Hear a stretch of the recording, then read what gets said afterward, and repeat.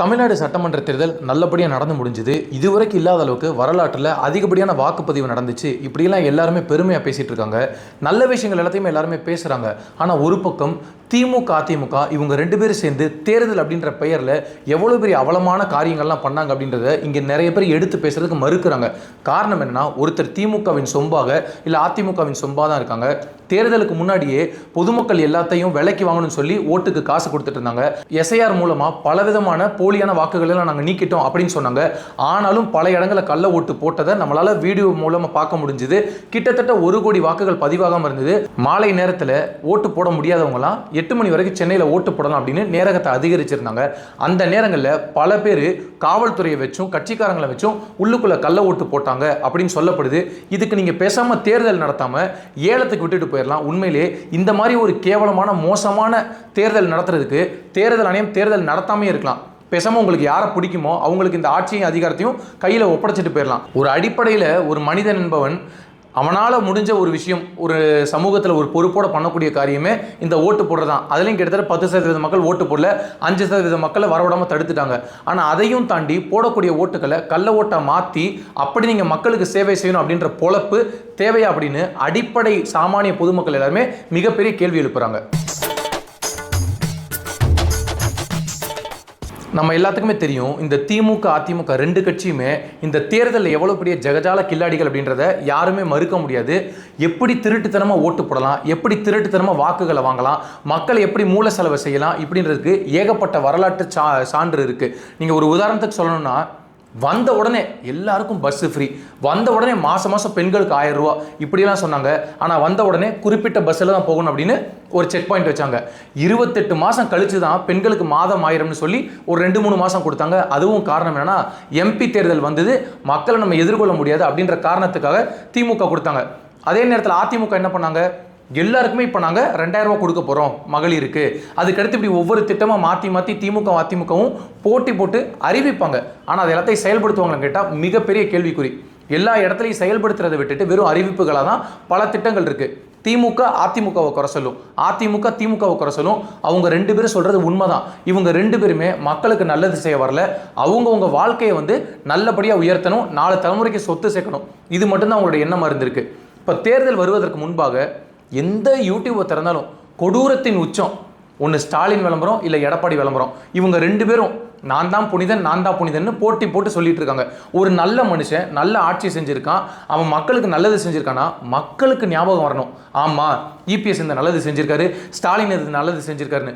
EPS அப்படின்னு நினைச்சாலே தூத்துக்குடி துப்பாக்கிச்சூடு, சாத்தான்குளம் வழக்கு, பொள்ளாச்சி பாலியல் வழக்கு. ஐயா ஸ்டாலின் எடுத்துக்கிட்டா திருப்பூணம் அஜித்குமார் வழக்கு, அண்ணா யூனிவர்சிட்டி பாலியல் வழக்கு, விளாத்திக்குளம், இப்படி எண்ணற்ற விஷயங்கள் தான் ஞாபகம் வருதே தவிர எங்களுக்கு இது நல்லது செஞ்சு கொடுத்தாங்க, இவர் நல்லபடியாக மக்கள் வாழ்க்கையை உயர்த்தினாரு அப்படின்னு ஞாபகம் வர்றதுக்கு எதுவுமே கிடையாது.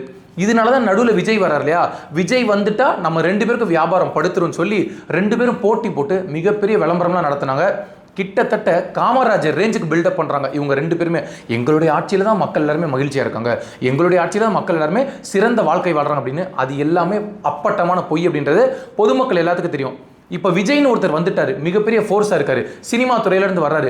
அப்போ அவரை எப்படியெல்லாம் அடிக்கலான்னு பார்த்து கரூர்னு ஒரு மிகப்பெரிய ப்ராஜெக்டை பண்ணாங்க. அந்த ப்ராஜெக்ட் ஃபெயிலியர் ஆயிடுச்சு.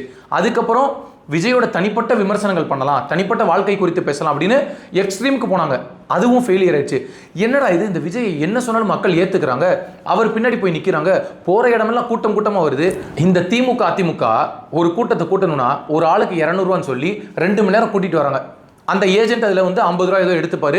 ஸோ 300 ரூபான்னு பேசி கூட்டிகிட்டு வர்றாங்க, அதில் 200 ரூபாய் கொடுத்துறாங்க, 100 ரூபா அவங்க எடுத்துக்கிறாங்க. இப்படி தான் இருக்கக்கூடிய நிலைமை இருக்குது. ஆனால் விஜய்க்கு போகிற பக்கமெல்லாம் எந்த சந்து பொந்துக்குள்ளே போனாலும், எந்த மெயின் ரோட்டில் வந்தாலும், பைபாஸ் சாலைகளே போனாலும் வழி மறிச்ச மக்கள் எல்லாருமே அன்பை காட்டுறாங்க. இப்படி அன்பை காட்டக்கூடிய இந்த கூட்டம் வாக்கா மாறு அப்படின்றது ஒரு அடிப்படையான ஒரு அறிவுள்ள நபர்களுக்கு புரியும். கூட்டம் எல்லாம் ஓட்டா மாறாது, கூட்டம் எல்லாம் ஓட்டா மாறாது இப்படின்னு வெளியில் பெணாத்திட்டு, ஆனால் உள்ளுக்குள்ளே வயிறு கலங்கிருச்சு இவங்க எல்லாத்துக்குமே. இந்த திமுக அதிமுகக்கு ஒருவேளை விஜய் நமக்கு காப்படிச்சிருவாரோ, ஒருவேளை விஜய் இவரு காப்படிச்சிருவாரோன்னு 2 திராவிட கட்சிகளும் குளிர்ஜரம் படுத்துருந்துச்சு. அப்போ எப்படியெல்லாம் நம்ம தில்லுமுள்ளு தில்லாலங்கடி வேலை பண்ணலான்னு யோசிச்சு ஓட்டுக்கு காசை கொடுத்துருவோம். ஓட்டுக்கு ஏற்கனவே காசு கொடுப்போம், ஆனால் இந்த வாட்டி கொஞ்சம் அதிகமாக கொடுப்போம். ஏன் அப்படின்னா கொள்ளையடிச்ச பணம் உள்ளே தானே இருக்குது, மூடியாக வச்சுருக்கோம்ல, அதை கொடுப்போம்னு சொல்லி திமுக 1000 ரூபா கொடுத்தா அதிமுக 2000 ரூபா, அதிமுக 2000 கொடுத்தா திமுக 1000 ரூபா, இன்னும் பல தொகுதிகளில் 5000 ரூபா கொடுத்துருக்காங்க அப்படின்ற தகவல்லாம் வருது.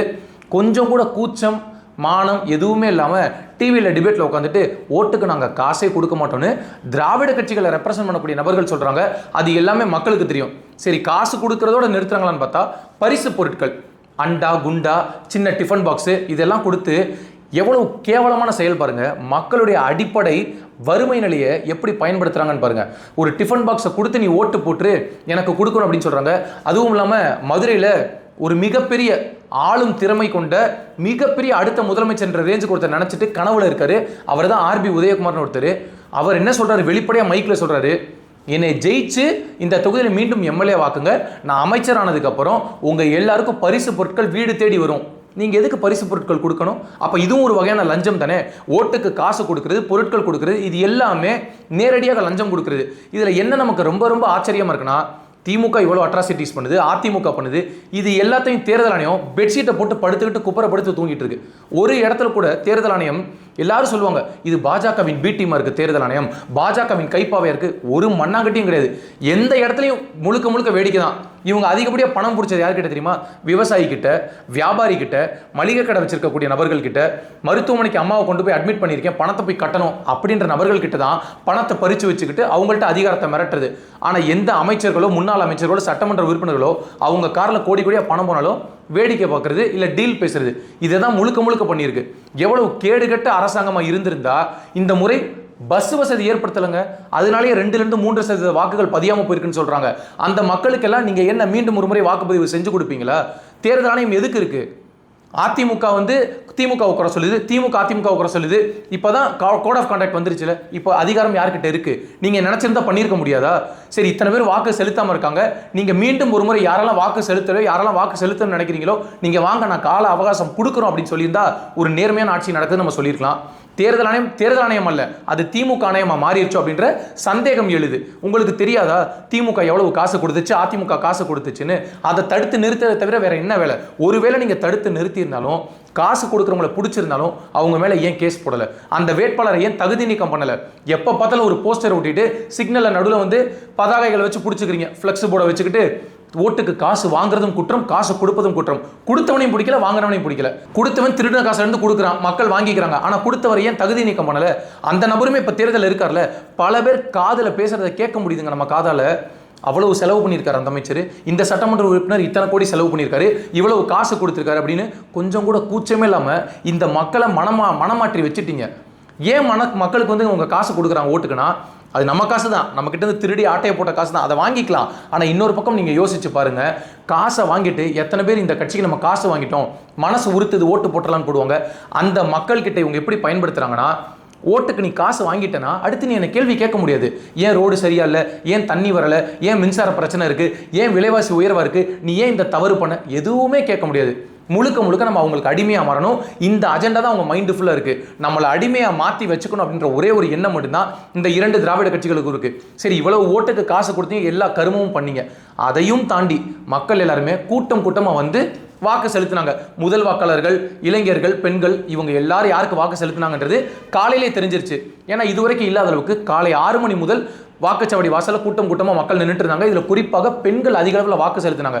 அப்போ இது விஜய்க்கு இந்த வாக்குகள் எல்லாம் போயிடுமோ அப்படின்னு நினைச்சு இவங்க என்ன தில்லுமுழுத்தனம் பண்றாங்க, கள்ள ஓட்டு போடுறாங்க. எஸ்ஐஆர் வந்துருச்சு, இனிமேல் கள்ள ஓட்டே போட முடியாது, யாரும் ஏமாற்ற முடியாது அப்படின்னு சொல்லிட்டு மாலை 7 மணிக்கு மேல அவ்வளவு தில்லுமுள்ளி தில்லாலங்கடி வேலை நடந்திருக்கு. இதெல்லாம் யாரு கேள்வி கேட்பா? வேடிக்கை பார்க்குது. பறக்கும் படை இப்போ எங்கே போச்சு, எங்கே போய் தூங்கிட்டு இருந்துச்சு? இதில் ஒரு காவலர் அவரோட யூனிஃபார்மில், போலீஸ் யூனிஃபார்மில் ஒரு விசில் தொங்குது. இந்த காணொலியை எல்லாரும் பார்த்துருப்பீங்க. விசில் தொங்குது, நீ விசிலை கலட்டுன்னு ஒரு திமுக அதிகாரி மிரட்டுறாரு. திமுக நிர்வாகி, நீ கலட்டியா முதலன்னு பேசுறாரு, ஒருமையில் பேசுறாரு. அந்த காவல்துறை அதிகாரி பயந்துட்டு கழட்டிடுறாரு. இதுக்கு நீங்கள் கேள்வி கேட்குறீங்க, எப்படி சிம்பலை போட்டு நீ உள்ள வரலான்னு. உங்கள் துணை முதலமைச்சர் உதயநிதி ஸ்டாலின் அவர்கள் திமுக பேட்சோட தான் உள்ள வந்தாரு. அந்த டிஷர்ட்ல பொறிக்கப்பட்ட அச்சு அப்படியே தானே இருந்தது. அவரை நீங்க யாருமே சொல்லலையே, ஏன் இதை போட்டு வரீங்க, தடுத்து நிறுத்தலையே. சரி, உங்க நிர்வாகிகள் தடுத்து நிறுத்தல, தேர்தல் ஆணைய அதிகாரிகள் பழக்கும் படை என்ன பண்ணிட்டு இருந்துச்சு, நீங்க ஏன் நிறுத்தல? அப்போ உங்களுக்கும் திமுகவுக்கும் அண்டர்ஸ்டாண்டிங்கா? இது மிகப்பெரிய சந்தேகத்தை ஏற்படுத்துது. குறிப்பாக எனக்கு 2 நாட்களாக பாஜக மேல வலுவான சந்தேகம் வருது. வெஸ்ட் பெங்காலில் கவனம் செலுத்தினீங்க, நாங்கள் நேர்மையான தேர்தல் நடத்தணும், நேர்மையான ஆட்சியை கொண்டு வரணும் அப்படின்னு. ஏன் நீங்க தமிழ்நாட்டில் கவனம் செலுத்தலை? அப்போ உங்களுக்கும் மறைமுக கூட்டு இருக்கா? இதைத்தான் போற இடமெல்லாம் விஜய் சொல்றாரு. திமுகவும் பாஜகவும் வேற கட்சியில, அதிமுகவும் பாஜகவும் வேற கட்சியில, இது 3மே ஒரே குட்டையில ஊர்ன மட்டை தான் அப்படின்னு. அது உண்மைதானே? இன்னைக்கு வெளிச்சம் போட்டு படம் காமிச்சிருக்குல, எவ்வளவு பேருங்க ஒரு நம்பிக்கையோட எனக்கு இந்த ஆட்சி பிடிக்கல, இந்த தலைவன் வரக்கூடாதுன்னு நினைச்சு வாக்கு செலுத்திருப்பான். அவனுக்கு மீண்டும் அவனுக்கு எதிராக ஒரு சதி செயல் பண்ணணும்னு இரவு முழுக்க உட்காந்து கள்ள ஓட்டு போறீங்கன்னா இந்த பொழப்புக்கு வேற என்ன பண்ணலாம்? உங்கள்கிட்ட நான் விட்டுறேன். இந்த பொழப்புக்கு அப்படி ஒரு வெற்றி தேவையா? திருடி கேவலமா, ஈனத்தனமா, அசிங்கமா, ஆபாசமா இப்படி போய் அடுத்தவனோட வெற்றியை பறிக்கிற பொழப்புக்கு நீங்க அரசியலே இருக்க வேணாமே? மனுஷனாவே இருக்கிறதுக்கு தகுதி இல்லைங்க. ஏன் இவ்வளவு கோபம் வருதுன்னா, பல மக்கள் ஒரு மாற்றம் வராதான் காத்துட்டு இருக்காங்க. அந்த மாற்றத்தை வரக்கூடிய அந்த நபர்கள் ஒரு விரல்ல ஒரு மிகப்பெரிய புரட்சியை ஏற்படுத்தணும்னு அவங்க களத்தில் நிற்கிறாங்க. அதுக்கும் நாங்கள் வேட்டு வைப்போம், நாங்கள் விட மாட்டோம் அப்படின்னு நினைச்சா நீங்க என்னதான் பண்றீங்க? என்னை பொறுத்தவரை இந்த தேர்தல் ஆணையம் சரியாவே செயல்படலை, பாரபட்சமாக செயல்பட்டு இருக்கு. ஒரு அலட்சியமான போக்கில் இவங்க செயல்பட்டு இருக்காங்க.